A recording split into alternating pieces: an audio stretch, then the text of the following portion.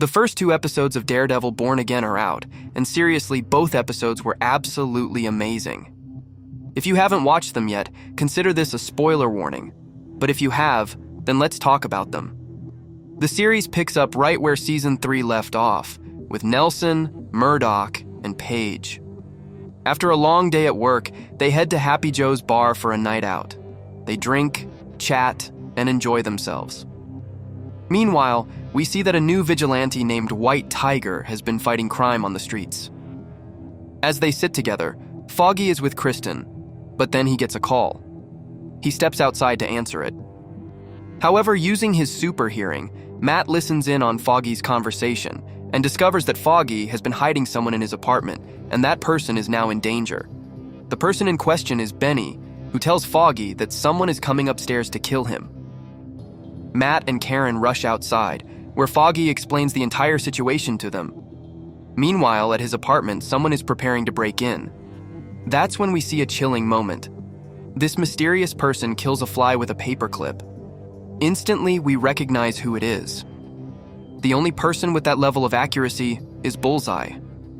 Matt quickly dons his Daredevil suit and heads out to rescue Benny. However, it turns out that Bullseye's real target is Foggy. He deliberately distracts Matt, keeping him away long enough to ensure an easy kill.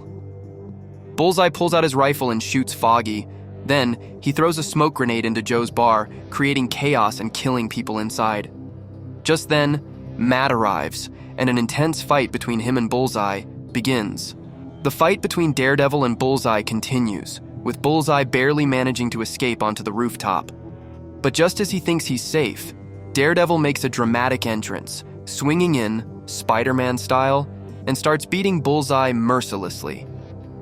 This scene was intensely emotional because, at the same time, Foggy was bleeding out, his heartbeat slowing down, while Daredevil was unleashing his rage and grief on Bullseye. Ultimately, Foggy dies. In a fit of anger and heartbreak, Matt grabs Bullseye and throws him off the rooftop onto the street below. It seems like Bullseye is dead, but then he starts breathing again. Now, with Foggy gone, the pain on Matt's face is visible. In frustration, he takes off his mask and throws it off the rooftop. For the past year, Matt had not become Daredevil, and this news about Fisk was not good for him. We are introduced to Kingpin's campaign team, where a man named Daniel Black is trying to become Fisk's right-hand man. Meanwhile, Matt goes on a date with a therapist named Heather, and their evening goes well. Later, Matt and Fisk finally meet face to face. Their conversation is filled with tension and hidden threats as they test each other's resolve. Fisk claims, "I didn't have Foggy killed." He insists that he is no longer the Kingpin and that he is now running for mayor as a changed man. Matt warns him, "If you step out of line, I will stop you." It is clear that these two will clash again very soon. That same night, while Matt is on another date with Heather, he hears the shocking news. Fisk has won the election. He is now the mayor of New York. Meanwhile, some tension is growing between Fisk and Vanessa. On the streets, we see an unknown figure painting a mural, which is heavily implied to be Muse, a dangerous and twisted artist.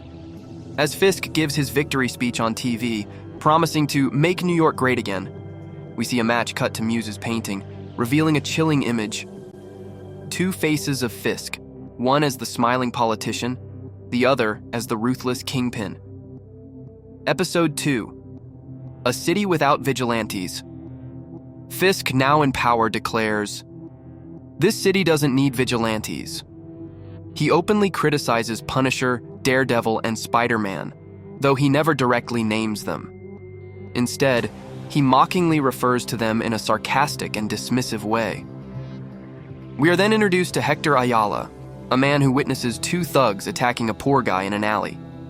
He steps in to help, but the subway incident and Hector's arrest. During the fight, one of the bullies gets pushed onto the subway tracks and is crushed by an oncoming train. But then, a shocking revelation. The two men attacking the poor guy were actually undercover cops. As a result, Hector is arrested and charged with the murder of a police officer. Matt, convinced that Hector is innocent, visits him in jail and tries to help him. However, Matt senses that Hector is hiding something.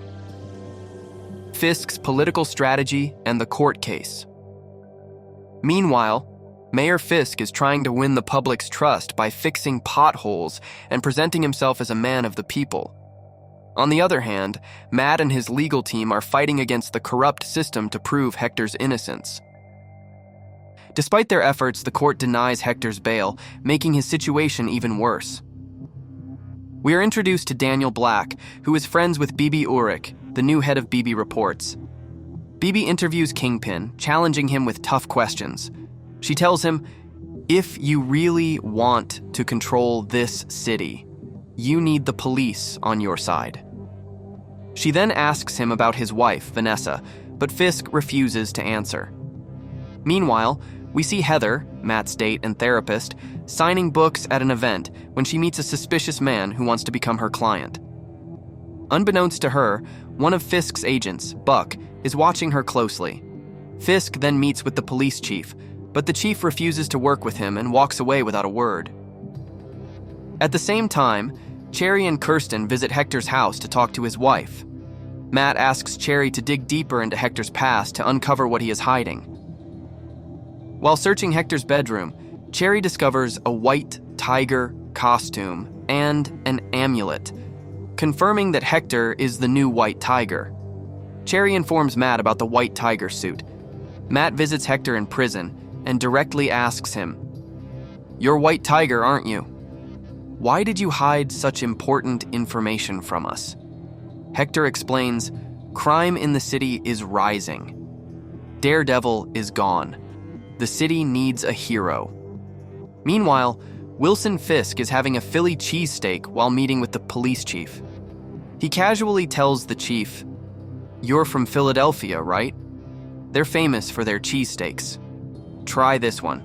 I brought it just for you." At this moment, it is revealed that the police chief has a dark secret.